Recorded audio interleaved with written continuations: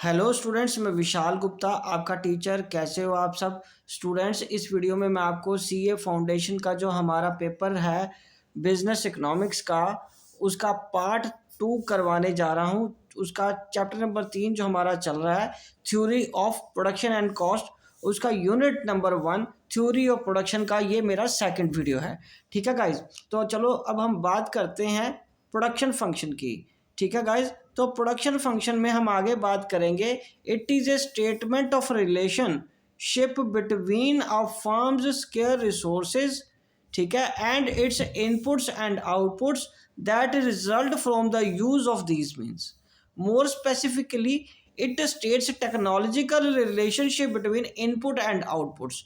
ठीक है guys, this function can be algebraically expressed in the form of an equation in which the output is dependent variable and inputs are independent variable.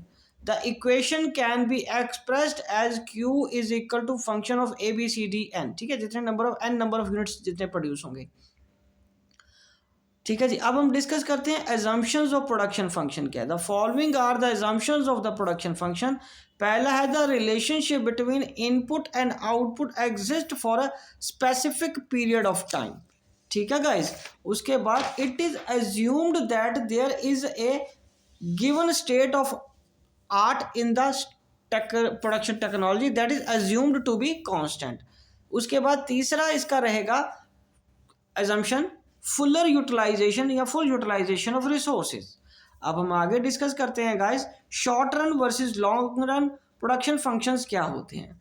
आपको अच्छी तरह पता है कि short run production function shows the maximum output of a good और service that can be produced by a set of outputs assuming that the amount of least one of the inputs used remains fixed. मतलब एक तो variable, कुछ factors variable होंगे और कुछ fixed factors होंगे। Short period में फिक्स्ड फैक्टर वो फैक्टर होते हैं जो हम चेंज नहीं कर सकते, ठीक है, जो रिमेन्स कांस्टेंट रहते हैं। और वेरिएबल फैक्टर शॉर्ट रन में वो होते हैं जिनको हम चेंज कर सकते हैं, जैसे इसमें हम लेबर कह सकते हैं और ये कैपिटल।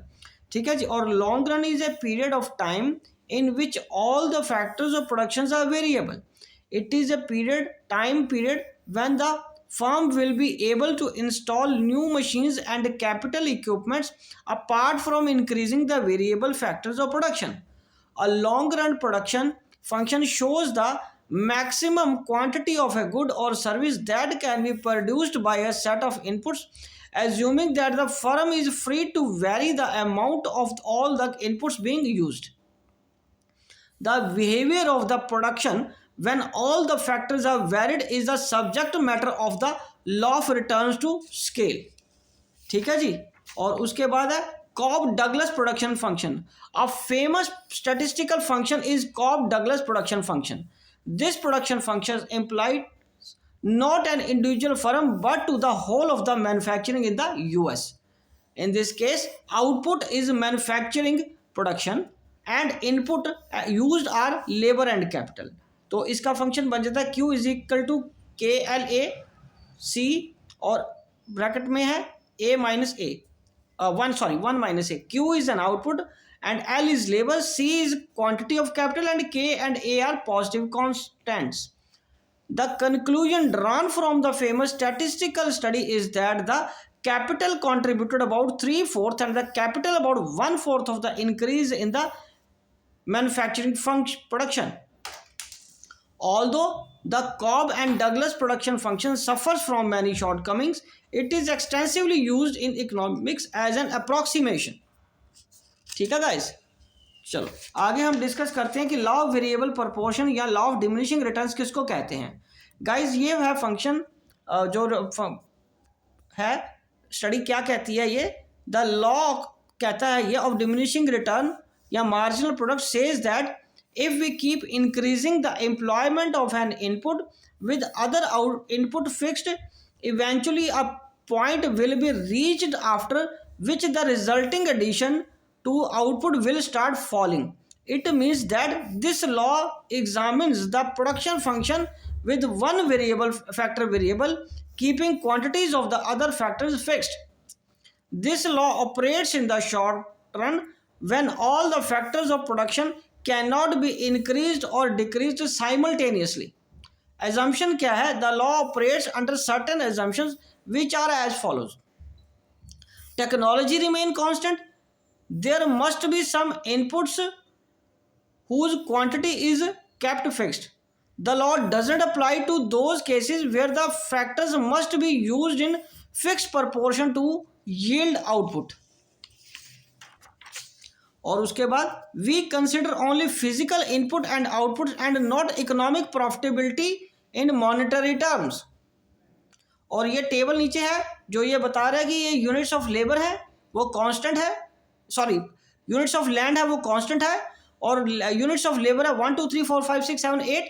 पहले प्रोडक्ट, ये टोटल प्रोडक्ट दिया है पहले, और ये मार्जिनल प्रोडक्ट. यहाँ से आपको पता चल जाएगा कि ये पहले इंक्रीज हो रहा है, फिर एक लेवल के बाद वो डिक्रीज हो रहा है, और फिर एक वो पॉइंट आ गया जिसको हम कांस्टेंट बोलते हैं कि वहां पे बढ़ नहीं रहा एमपी, और उसके बाद वो डिमिनिशिंग हो गया. और ये उसको ग्राफिकल प्रेजेंटेशन है. ग्राफिकल प्रेजेंटेशन में ये टीपी है, ये एमपी है. ये पहली स्टेज ये बढ़ रहा है, ये उसके बाद यहाँ पे कांस्टेंट हो जाएगा, और उसके बाद वो डिक्रीजिंग हो गया. जहाँ ये बढ़ रहा है तो एमपी भी बढ़ रहा है, ठीक है, और फिर ये नीचे चला जाएगा डाउन में. ठीक है जी.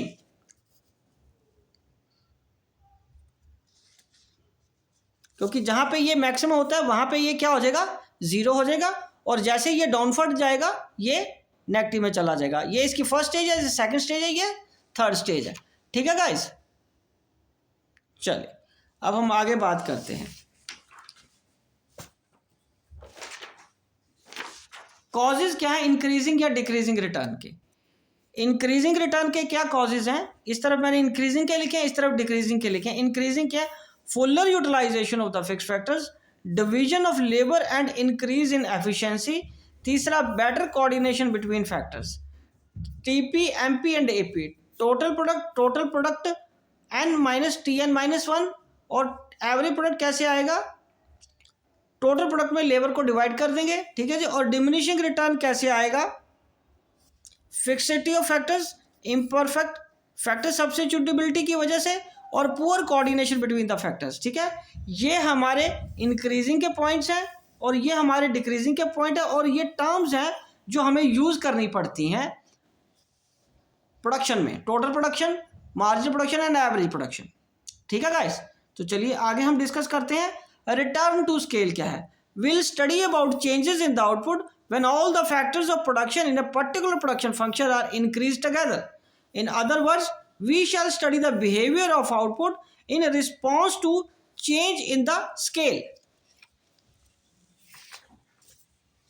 A change in the scale means that all factors of production are increased or decreased in the same proportion. Change in the scale is different from change in factor proportion. Changes in output as a result of the variation in factor proportion is seen before from the subject matter of the law of variable proportion. On the other hand, the study of changes in the output as a consequences of changes in scale forms the subject matter to scale, which is discussed below. It should be kept in mind that the returns to scale faced by the firms are solely technologically determined and not influenced by economic decisions taken by the firm or market condition. Constant return to scale means that the increase in the scale in same proportion is in the same proportion, output increases in the same proportion. Okay guys, चलिए अब हम आगे बात करेंगे कि increasing return to scale क्या है. Means that output increases in a greater proportion than the increase in inputs. और उसके बाद डिक्रीजिंग रिटर्न टू स्केल क्या है? When output increases in a smaller proportion relative to an increase in all inputs, decreasing return to scales are said to prevail.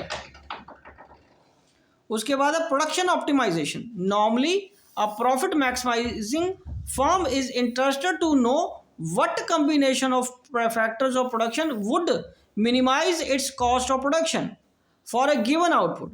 This can be known by combining the firm's production and cost functions, namely isoquants and isocost line respectively. तो isoquants क्या होते हैं? Are similar to indifference curves in the theory of consumer behavior. And isoquants represent all those combinations of our inputs which are capable of producing the same level of output. Since an isoquant curves represent all these combinations of the input which are capable of producing the same level of output. ठीक है जी. उसके बाद iso cost और equal cost क्या है? Also known as budget line और the budget constraint line shows the various alternative combinations of two factors which the firm can buy with given outlay. तो गाइज इसी के साथ ये प्रोडक्शन वाला टॉपिक कंप्लीट होता है. आई होप कि ये आपको अच्छे से समझ आ गया होगा. इसके बाद मैं आपको जो नेक्स्ट वीडियो कराऊंगा उसमें कॉस्ट वाला पोर्शन हम करेंगे. तो तब तक आप मेरे चैनल को सब्सक्राइब करके वीडियोस देखते रहिए और अपना कोर्स कंप्लीट करते रहिए. Wishing you good luck.